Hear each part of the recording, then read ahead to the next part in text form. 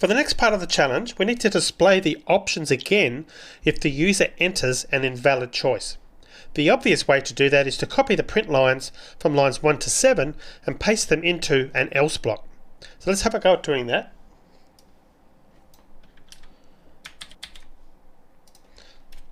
I'm going to add an else block here and paste in those choices. And then I'll make sure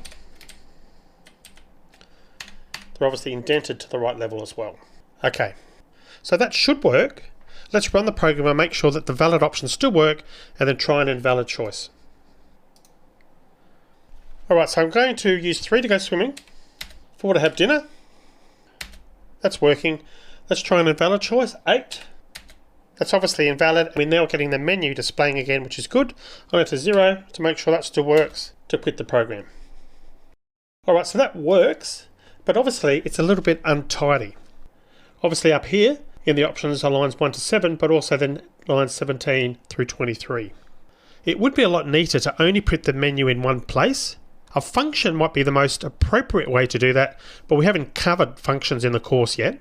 So this is the bit that requires some thought, and it's why we made this part of the challenge optional. Thinking like a programmer. One thing you'll find when you learn to program is that the way you think changes. It happens slowly over time as you work with more and more code.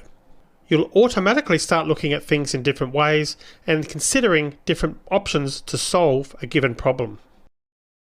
So back to our code. In this example, what would happen if we requested the input at the end of the loop instead of at the beginning where it currently is on line 10?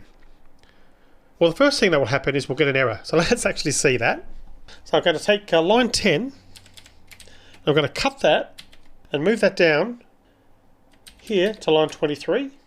Actually, what I'll do is I'll put a space there, and then I'll come up here and remove the blank line on line 10. Now be careful with the indentation when you move line 10 as I've just done.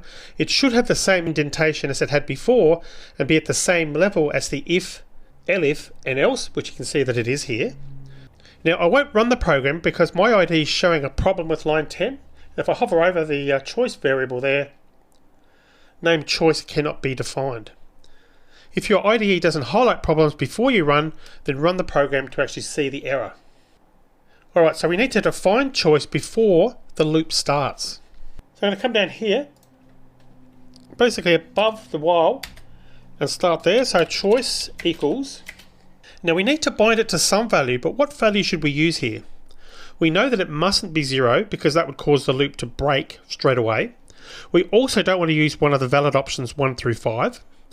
So we can initialize it to almost anything else apart from the strings 1 to 5 and 0.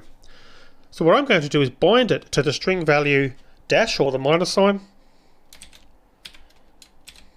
So that makes sure that the variable exists and has a value, but it doesn't have a value that we're likely to use in our menu. The error has obviously disappeared now on line 11. Let's run the program and see what happens. So you can see immediately what's happened there is we're now getting the menu printing out twice. So now that we've seen that, we don't need lines 1 to 7 anymore, so I'm actually going to remove those, delete them. And delete the blank lines as well. I'm going to rerun this again. And we've seen this pop up before. The program's already running. We don't want to be typing into the old version. So I'm going to choose stop and rerun to run the latest code instead. That's looking better now. The menu's only printed once and we're inside the loop waiting for input. Let's try some options here. So option 1, learn Python. You chose 1. Let's check the other options, 2, 3, 4, 5. We'll choose an invalid option. Should hopefully display the menu again. And it does do that. Finally 0 to quit. So don't worry if you struggled with this part of the challenge. As you read and write more code, you'll start to consider different ways of doing the same thing. As long as you take the time to understand how your code's working, and you can use the debugger to help here, you'll start to look at problems in different ways. Try different ways to solve a problem and experiment by changing code to understand what effect each line has. Alright, so the final video coming up in this section will be very short. I'm going to use a condition on line 2 instead of while true. See you in the next video.